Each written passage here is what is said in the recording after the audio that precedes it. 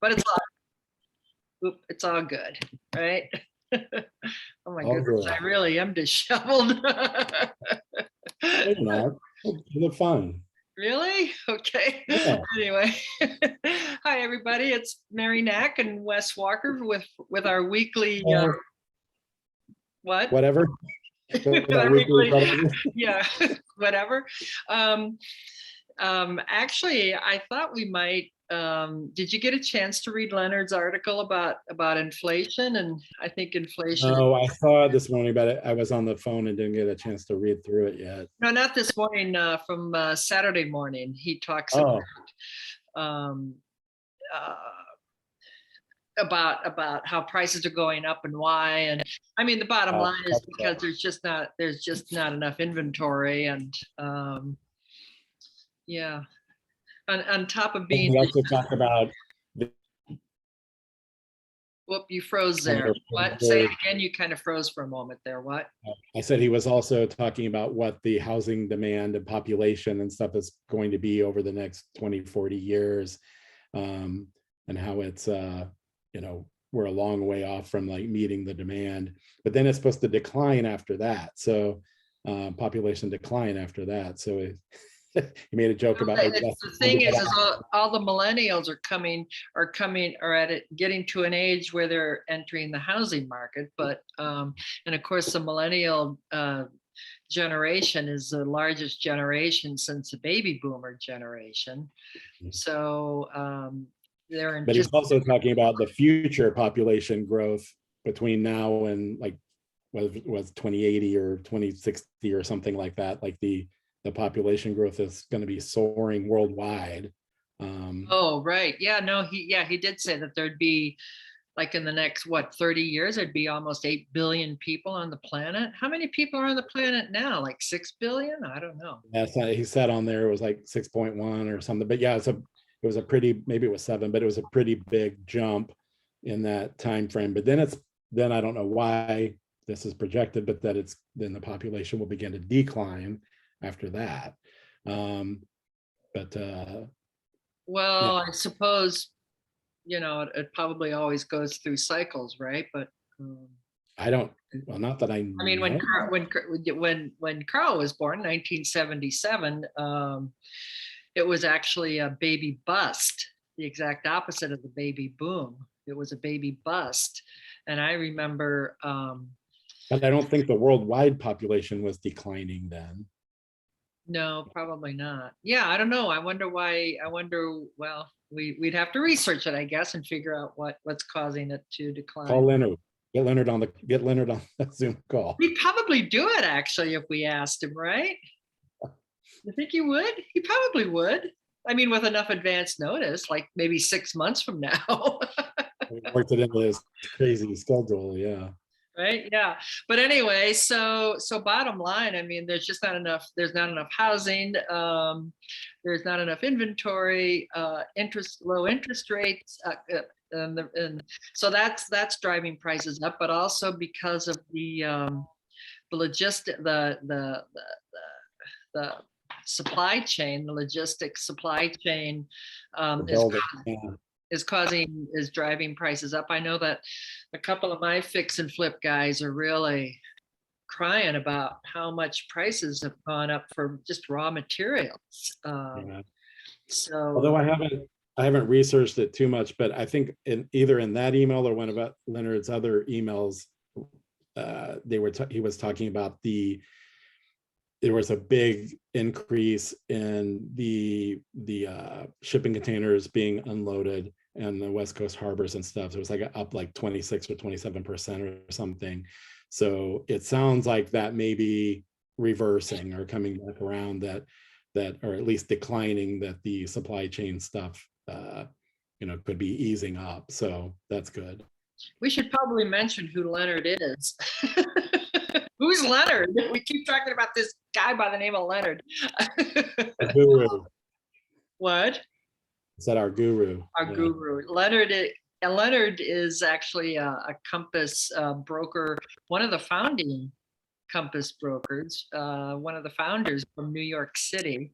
He heads up a big team in New York City. Leonard Steinberg is his name, and he calls himself Compass's chief evangelist. And he puts out a day, which is so cool. And he puts out a daily newsletter. If you want to get on it, you could get on it. You just have to let us know. But he always has these little interesting op-ed pieces at the end about the economy and the market, or about whatever. I mean, he puts it out every day. So Yeah, he's quite a student of the worldwide financial markets and how it's affecting everything else, and writes about it every day, and in small bulleted point digestible chunks, so that you can kind of take it in. And then there's like a nice spread on different Compass properties around the country too, that are always fun to see. Mm-hmm. Yeah, I don't read it every day, but it's always interesting. I mean, he does a good job, and he says on his website that he's sold over $3 billion in real estate, which I totally believe. He's probably been doing it for what? He was the first Compass sales agent. They had rental agents before, when they were first a rental company, but he was the first actual sales agent that was brought onto Compass, and he was at the time the #1 real estate agent in all of Manhattan.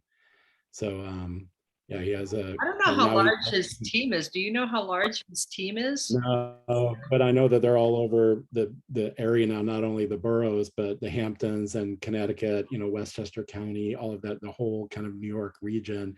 He covers all of that, and yeah, they sell a lot of property. Yeah. Mm-hmm.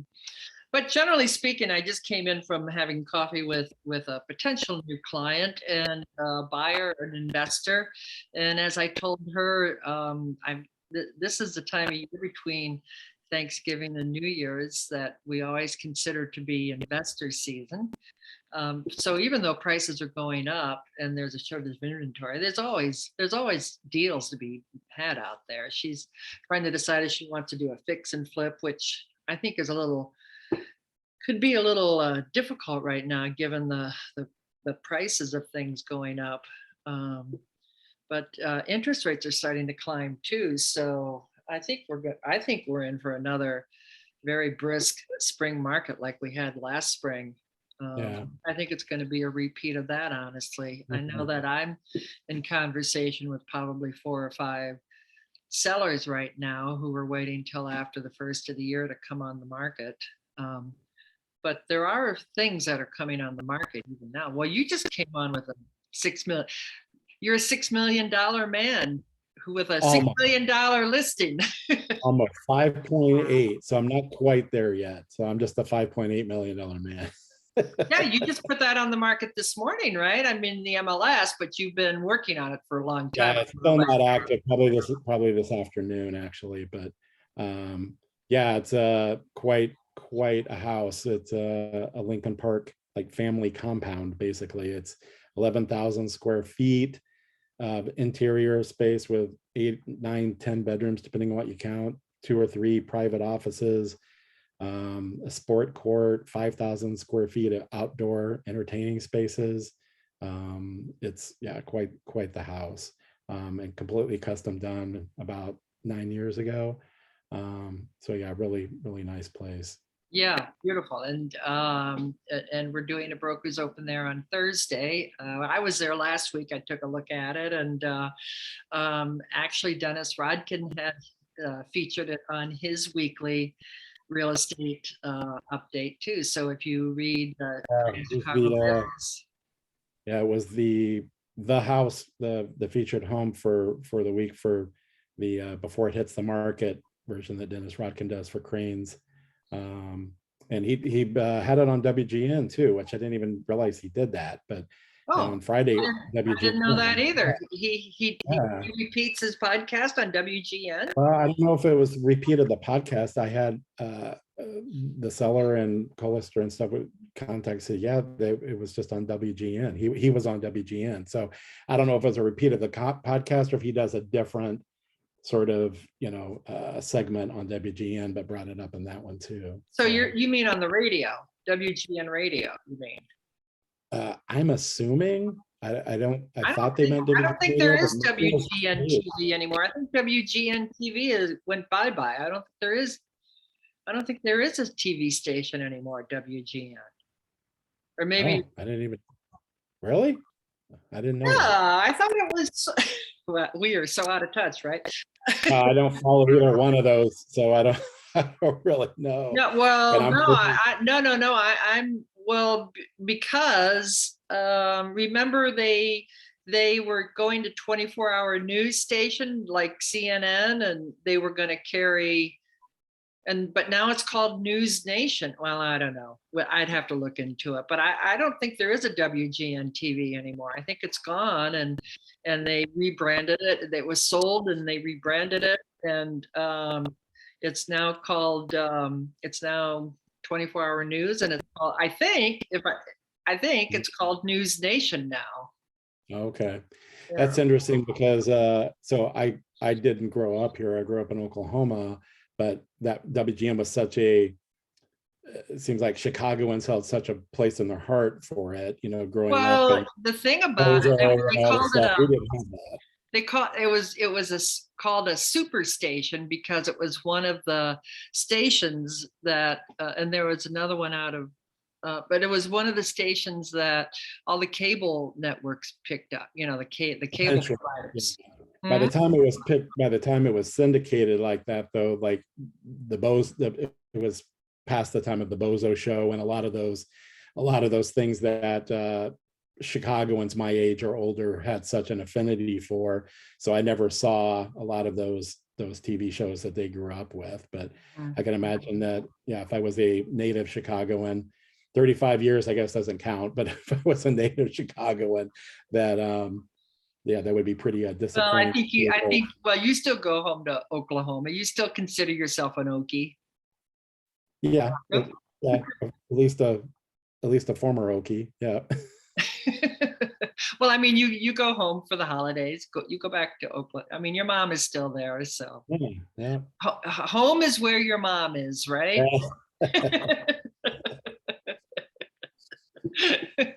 Same here this year. We did the Thanksgiving with the family, but yeah, I'm staying in town this year. Oh, okay. I Well, think this will only be the second year. I mean, because of COVID last year, this will only be the second year I'm actually in town at Christmas because I always went home for the past 35, 36 years for that. But yeah, with COVID last year, we did it via Zoom. And this year we spent the Thanksgiving week with the family instead. So yeah, nice. Yeah. Yeah, well, we never go anywhere. We always stay home because Chicago is home, and we're and because of we sing in the church choir, and Christmas, of course, is a big, well, Christmas Eve, not so much Christmas Day, but Christmas one of the Eve. big and your concert that you usually have. I know this will be the second year you don't have it, but Well, yeah, exactly. So actually, normally it would have been yesterday, typically. And what we did instead of our regular Advent concert, which is always a third Sunday in Advent, we did lessons and carols during the church service. And it was an elaborate, hardly any service and mostly music kind of thing. well, But well, hopefully next year it'll be back because it is pretty amazing. thank you. Yeah, no, we have so much fun, and there are a lot of a lot of the choir OGs that haven't actually been comfortable coming back to choir because of COVID, even though we wear masks. I mean, we sing with masks and we rehearse with masks, but I mean, and that's fine. I don't blame them one bit if they have, an underlying health condition. I don't blame them one bit for not wanting to come back. And, but they did come to church, some of the folks we haven't seen in over like almost 2 years. And they were in church yesterday to hear it, and Well, it that's was nice. fun. Yeah, it was fun to see them again and welcome them back. I don't know that they'll be back regularly because our church also does our services via Zoom, so people can attend either live if you feel comfortable, or via Zoom if you don't. And, Seems like a lot of people for church particularly have gotten used to that online service and are liking it. So They are right, exactly. And you know, my two older brothers, who they actually go. There's a well, we're Bob and I are Lutheran. They're Catholic. I was actually raised Catholic. Probably TMI here, but they they started going to church by TV. There's apparently a Catholic mass on TV every Sunday morning. And they go, that's how they go to church. And I don't know when they're ever going to go back to their regular. I mean, they really like it. And, Yeah, it's good. Yeah. yeah, I don't know that they'll even be going back to their regular church, which is, Yeah.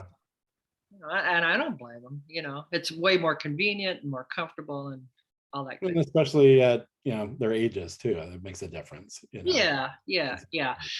What our church does, we have You're the baby, you're way younger than them. yeah, I'm just a couple years out of school, right? But what I was going to say is that, well, I totally forgot what I was going to say, so never mind. Did I distract you again? What's that?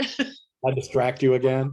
Yeah, yeah. Anyway, yeah, you got me all flustered saying that I was the baby. You are the baby, right? I am. I am. So, anyway, I guess that kind of covers our nonsense for the week, and we'll be back next week. And everybody have a good week. If you want to reach out to us with questions or comments, by all means, do so. We're gonna buy the $5.8 million house. Let me know.